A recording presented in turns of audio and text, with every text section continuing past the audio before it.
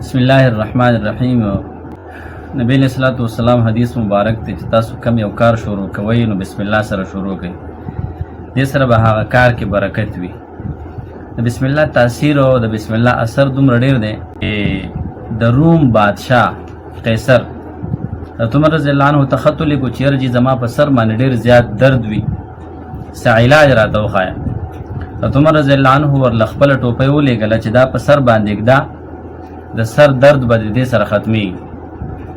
نو هغه قیصر کله هغه ټوپۍ په سر باندې کېښوده نو د سر درد به ختم شو. نو چې کله به ټوپۍ د سر نه لرې کړه سر درد به بیا راغی. بادشاه حیران شو چې د ټوپۍ کې څه کمال دی، څه وجه ده پکې. نو هغه ټوپۍ وشلوله.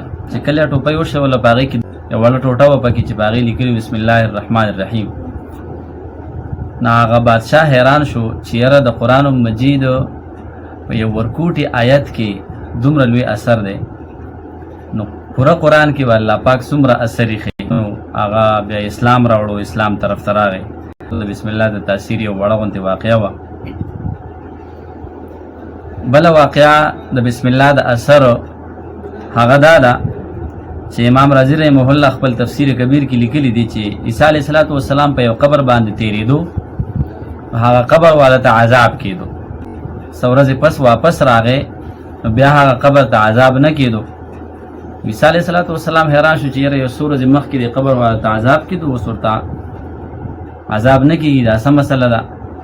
د الله جل شانه نه دعا وکړه چې الله دا واقعه په ما باندې کولاو کړي، دا څه ماجره ده.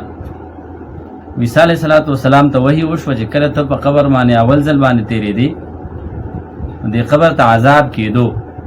کله چې دا سړی مړ شوی د کور والا هغه ماشوم یې په خېټه باندې اوس چې کوم دی نو مکتب ته ځي، مدرسې ته ځي، جومات ته ځي، هغه قرآن مجید شروع کړی دی، بسم الله یې ویلې ده.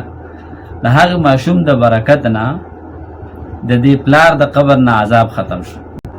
نو عزتمندو قرآن ووایو، سبق پې ووایو، حافظان یې کو، عالمان یې کو، قاریان یې کو، دین ورته وښایو، نو انشاءالله زموږ په دنیا کې هم قدر کوي او آخرت کې هم دا زموږ دپاره د نجات ذریعه جوړي.